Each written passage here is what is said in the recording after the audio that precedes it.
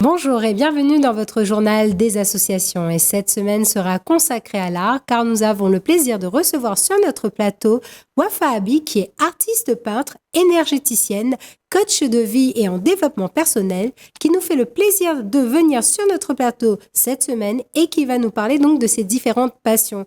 Bonjour Wafa.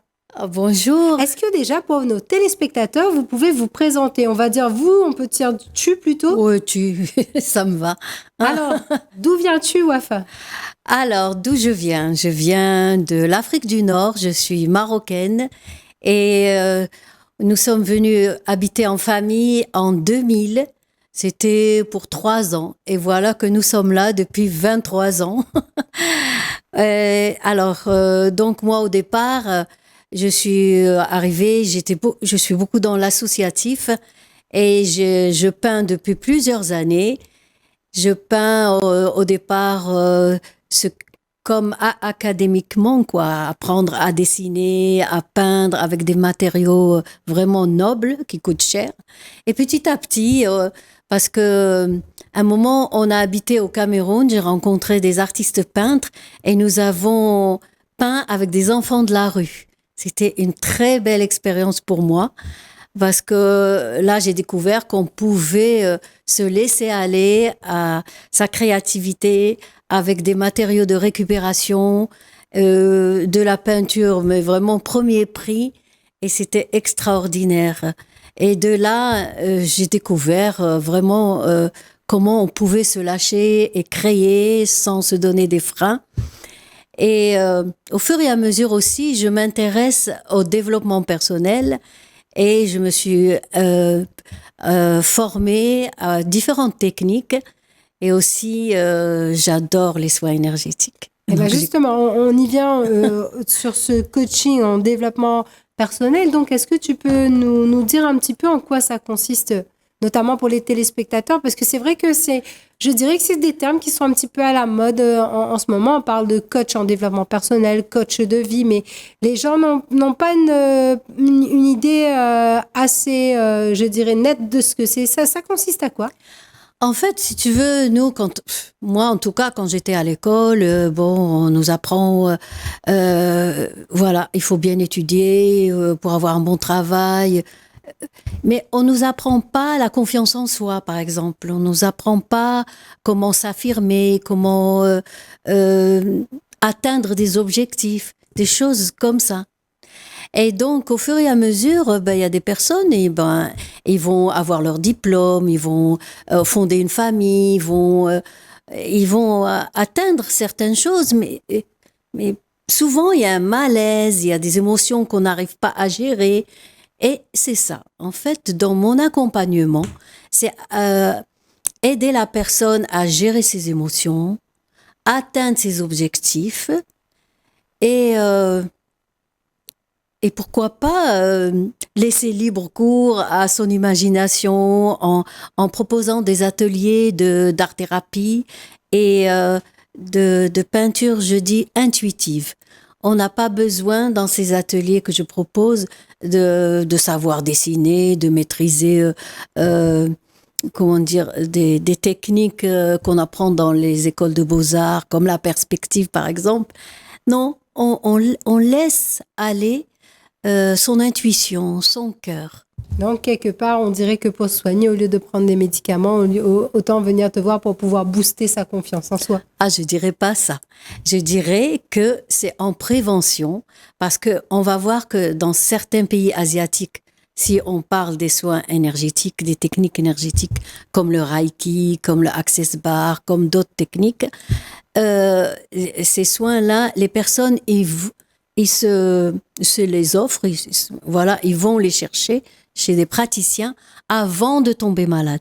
Et même, je dirais, ils payent le médecin quand ils sont en bonne santé. Parce que, voilà, Oui, c'est Alors que nous, ben, tu vois, voir les personnes vraiment très fatiguées, et c'est là, elles disent, ah, il faut que je pense à moi, hein. Donc, moi, quand les gens prennent, je dis jamais de toute façon, je suis pas un gourou. On continue à prendre ces médicaments, mais c'est un complément qui aide à être bien. Et si on prend pas de médicaments, c'est vraiment des vitamines énergétiques qui agissent sur plusieurs plans. Eh ben, on en vient sur ce mot-là que moi, depuis tout à l'heure, bon, je trouvais un peu barbare, le mot énergéticienne. Alors, énergéticienne, donc il y a le mot énergie, donc qui consiste à manipuler les énergies, à ressentir les énergies. Je dirais, c'est quelque part un nouveau métier. Ben, ça, pour l'Occident, ça, depuis une trentaine d'années que les gens s'ouvrent à ce genre de pratique, mais c'est millénaire au Japon, dans d'autres pays. Donc, pour dire, quand je veux expliquer, c'est pas cartésien.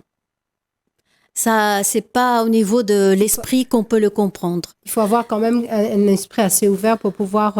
Après, même les gens qui ils vont dire qu'ils sont fermés, non, non, non, j'y crois pas, hein. L'énergie passe. Alors, comment ça se présente? D'abord, c'est de l'énergie. Il y a des gens, au début, il y a des gens qui ont du magnétisme, on appelle ça des magnétiseurs, qui ont du magnétisme. Et d'ailleurs, on a tous du magnétisme. Avant, on disait que c'était un don, mais là, ça s'apprend, on sait qu'on l'a. Donc, un magnétiseur, c'est sa propre énergie qui va transmettre. Et alors que quand, par exemple, si on parle du Reiki, je suis maître Reiki, je transmets le Reiki pour que la personne devienne indépendante et elle peut se faire son auto-traitement, on appelle ça, sa séance à elle ou le faire à autrui. C'est de l'énergie universelle bon, au niveau du mental, ça paraît machin, mais c'est une initiation qu'on reçoit par un maître et après, on ressent cette énergie qu'on transmet et on est un canal. Après, si on parle d'autres techniques, on pose les deux mains sur la tête, on agit sur certains points et ça libère des émotions, des traumatismes, des blessures. Et en fait, moi, par exemple, les praticiens ne font que poser la main et c'est la personne qui permet à l'énergie de passer. Plus elle est ouverte, plus l'énergie va agir. Voilà, moi je donne l'exemple, c'est comme un robinet. Si on l'ouvre beaucoup, on reçoit beaucoup. Mais si on est crispé, voilà, on est tendu, on veut pas lâcher prise. On va bloquer. Ben voilà, l'énergie va pas passer. Mais alors, du coup, moi j'ai une question et je pense que c'est une question que beaucoup de téléspectateurs aussi vont poser. Comment savoir si on s'adresse aux bonnes personnes? Parce que c'est vrai qu'on peut aussi avoir affaire à des charlatans. Il faut dire. Comment savoir qui peut proposer effectivement des soins qui seraient, je dirais, authentiques, des soins, voilà, comment sait-on vers qui s'orienter exactement? Est-ce que c'est par rapport à la réputation? Qu'est-ce qui fait que j'aurais moi plus envie d'aller te voir toi que d'aller voir X, Y ou Z? C'est compliqué à répondre parce que après pour le Reiki il y a une lignée, il y a la personne, c'est comme entre guillemets elle est référencée. Pour d'autres techniques aussi, on peut voir qu'elle a suivi puis elle pratique depuis plusieurs années. Après moi je dis que quand la personne vient, si elle veut revenir, c'est son choix. Je ne suis pas, comme tu dis, un gourou qui va dire il faut absolument que... je suis coach. Donc, un coach, il donne un outil et c'est à toi, il donne les clés et c'est à la personne d'ouvrir les portes. Je ne vais pas ouvrir la porte à la place. Et voilà, je ne vais pas dire je vais toujours ouvrir la porte à ta place. La personne... Aussi, il y a une autre métaphore, prend sa propre télécommande avec les outils que je lui propose pour être autonome. Maintenant, les personnes qui veulent garder les personnes indéfiniment, ben, ça peut être, entre guillemets, un, comment dire le terme, un emprisonnement. Enfin, on pourra couper ça, non? Oui, c'est ça. C'est quelqu'un qui va quelque part t'embrigader dans. Oui, voilà, embrigader. C'est pour ça que je me dis et c'est pour ça, je pense qu'il est important donc de rappeler aux téléspectateurs justement de faire attention et de ne pas s'orienter vers n'importe qui. Il faut aller quand même vers quelqu'un qui a des références quand même. Ben, oui, il y a ça, mais après, la personne, elle a son libre arbitre. Voilà, il faut garder son libre arbitre. Voilà, il faut pas gober tout ce que un praticien va dire. On veut dire, voilà, tu adhères ou tu adhères pas. Il faut toujours avoir le choix. Et donc Wafa, toi, tu débordes d'énergie, tu es lumineuse, tu es rayonnante et ça se voit aussi sur les vêtements, puisque donc on parlait en off. Donc la tenue que tu portes donc est une tenue qui est originale, puisque c'est toi-même qui l'as créée. Donc est-ce que tu peux nous en parler un petit peu? Alors ça, c'est de la soie. À l'origine, c'est blanc. Et moi, dans mes débuts, j'adorais peindre sur de la soie. J'ai fait des foulards. Et j'ai fait aussi cette tenue. Voilà. Il y a des dessins et après, il y a des perles. Donc, j'ai peint en bleu et j'ai peint les dessins. Et je suis contente de porter ce que j'ai créé, quoi. Et ça a une signification particulière ou c'est vraiment au gré de tes inspirations? J'aime beaucoup le bleu. Ça m'apaise. Et non, c'est marocain comme style. Et moderne en même temps. Voilà, donc voilà, c'était une petite envie. Donc, mais tu le fais. Donc, et tu continues à faire de la peinture sur tissu? J'ai arrêté un peu. Par contre, là, en ce moment, mes peintures, ce que je disais, et j'avais appris à peindre d'une façon académique. J'ai peint beaucoup à l'huile. J'ai fait de l'aquarelle. Après, je suis passée à l'acrylique. Après l'acrylique et l'huile. Et maintenant, là, en ce moment, vraiment, depuis quelque temps, avant de peindre, je suis vraiment en connexion entre le ciel, la terre, je suis en méditation et je laisse libre cours à mon imagination. Et voilà un exemple. Voilà. C'est un tableau, je sais pas, qu'on peut accrocher différentes manières. On peut l'accrocher de cette manière. Voilà. Et justement, on y vient à ta peinture. Que représente ce tableau-là, en fait? Parce que chacun peut voir ce qu'il veut. D'accord. Moi, donc je peins. Voilà. Moi, c'est là. Je fais vibrer les couleurs. Je fais vibrer les émotions. Et je me suis amusée à demander à des personnes comment ils voient le tableau. Et chaque personne le voyait d'une façon différente. C'est vrai que selon l'orientation, on pourrait croire qu'il y a un œil qui nous regarde, mais ça peut être aussi une lune, ça peut être une voie lactée. C'est selon la façon dont tu vas l'orienter quelque part. Et ça nous nourrit. Un tableau où il y a beaucoup d'énergie, beaucoup d'émotions, de créativité et de connexion. Ça nous nourrit aussi. Et est-ce que si je peux me permettre de montrer celui-là, c'était une photo que j'ai vue en noir et blanc sur Internet. D'accord. Et ça m'a beaucoup inspirée. C'est des arbres qui dansent dans la forêt. Ouais. Et ils sont ancrés avec la terre, l'ancrage. Vous savez bien que l'ancrage est important. Et avec le ciel. Et en plus, c'est un véritable équilibre. Et en plus, on a l'impression que les arbres sont personnifiés parce que quand tu regardes, tu as l'impression que vraiment que ce sont des personnes humaines en fait qui prennent vie, quoi. Oui. Donc dans les arbres. Et ben voilà, mes tableaux en ce moment, c'est ça, c'est beaucoup d'énergie, c'est beaucoup de nourriture. C'est une nourriture même spirituelle. Et est-ce que cette façon de peindre là, ça a un nom spécifique? Ben moi, c'est vraiment quand je suis là-dedans, c'est vraiment la peinture de l'âme. C'est se connecter à son âme et la laisser nous guider. Souvent, on est dans notre mental. D'ailleurs, notre mental nous joue des tours et ça fatigue le corps. Quand on pense, on pense. Et dès qu'on se connecte à notre âme, ben, il y a un apaisement. Et moi, ça m'apaise de peindre. Et voilà, le fait de me poser cette question, c'est vrai que ça me...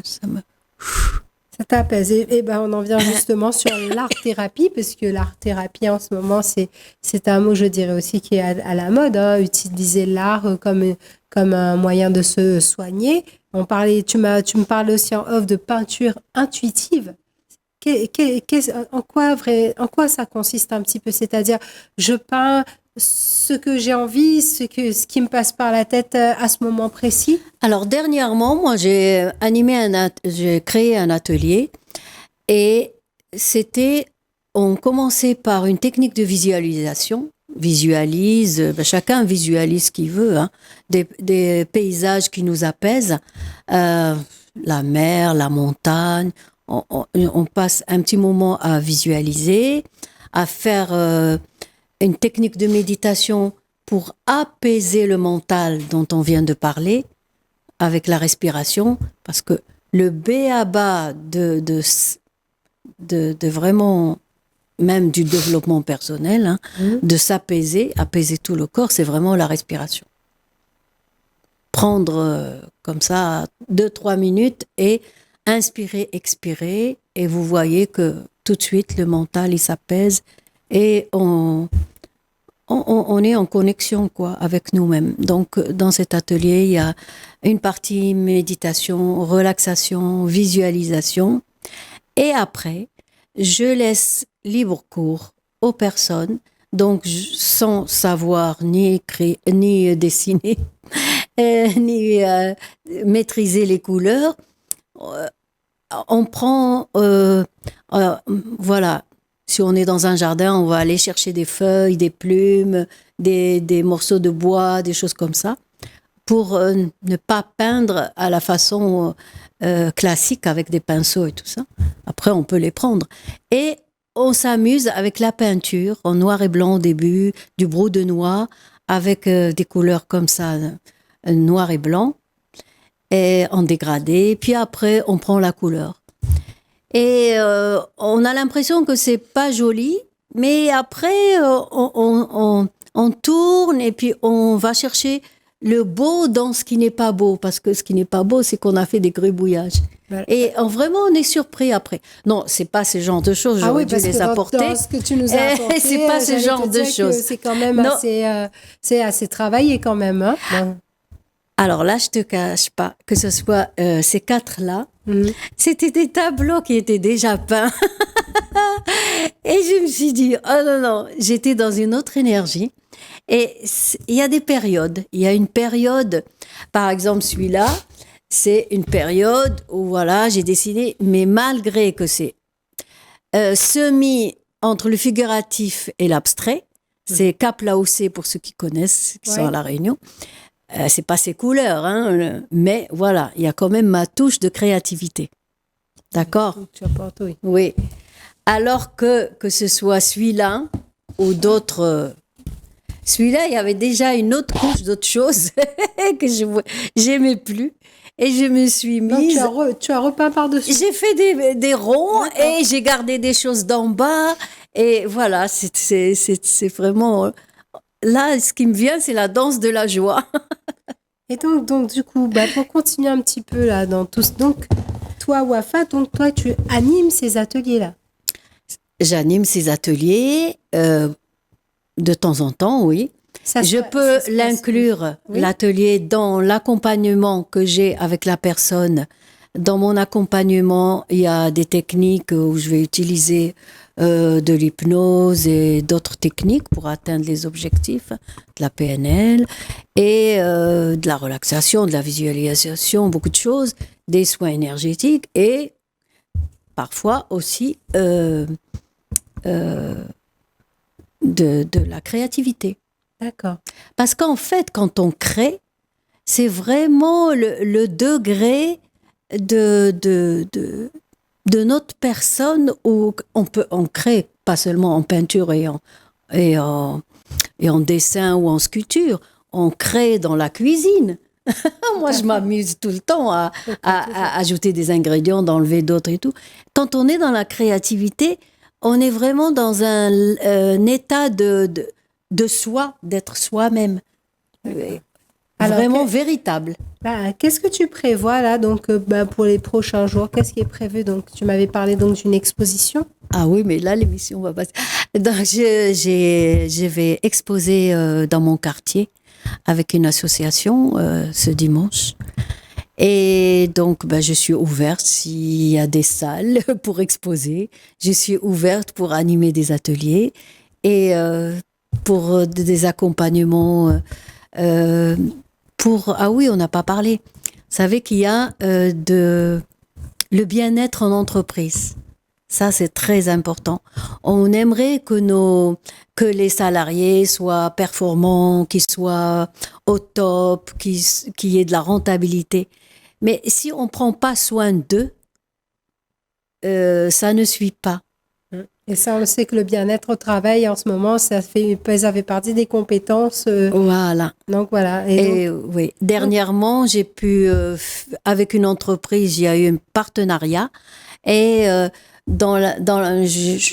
une journée qui va être renouvelée, j'ai fait des soins énergétiques de 40 minutes pour quelques personnes. Et vraiment, c'était un mix de coaching et de l'énergétique, et la personne, elle est partie vraiment waouh.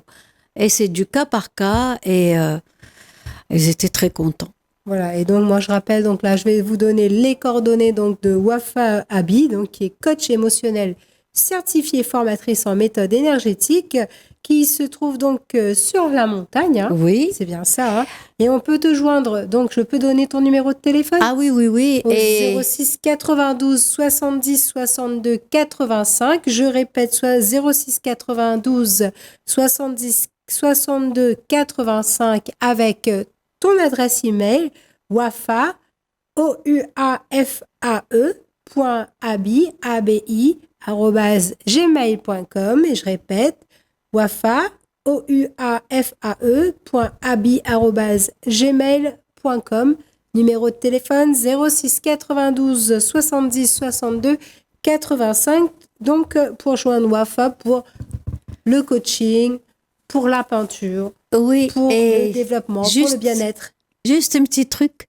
Pour les personnes qui sont loin de la montagne, Saint-Denis de la Réunion, et qui sont même hors département, je peux, et je le fais d'ailleurs, des séances de coaching à distance, maintenant avec Internet, WhatsApp, Zoom.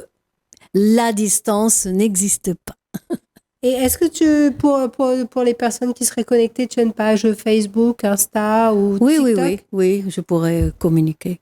D'accord. Oui. Donc, est-ce qu'on peut donner ton Facebook ou c'est toujours oui, bien pareil? sûr, oui. C'est Wafa Abi toujours? Alors, ma page Facebook, c'est Quintessence Quantique. Quintessence Quantique, voilà. Donc, voilà. Je ne sais pas si on peut faire un petit zoom là sur le petit flyer. Donc, Quintessence Quantique, voilà, qui apparaît sur votre écran. Donc, page Facebook pour joindre Wafa Abi, donc qui est coach en développement personnel, coach de vie, artiste peintre aussi, et qui sera ravie, donc, énergéticienne. Énergéticienne. C'est ça, voilà. Elle sera ravie donc de vous proposer donc de tout type de service. Hein, exactement. Et d'être à votre écoute. Cas par cas. Voilà, votre bienveillance. Wafa, juste pour terminer, un petit message à faire passer aux Réunionnais? Prenez soin de vous. Si vous, je veux dire, oui, remplissez votre coupe, votre carafe, si vous voulez servir vos proches. Si votre carafe est vide, vous pouvez rien faire. En tout cas, c'est sur ce beau proverbe qu'on va terminer sur cette émission. Je te remercie beaucoup, Wafa Abi, d'avoir répondu à mon invitation. Quant à moi, je reste disponible via ma page Facebook Jessica Alaguiri et je me ferai un plaisir de vous répondre. Nous voici donc arrivés à la fin de ce journal que vous pouvez retrouver sur votre chaîne YouTube, le journal des associations 974 Télécréole. Je vous souhaite une agréable fin de journée sur votre chaîne et je vous dis à bientôt sur Télécréole. Merci.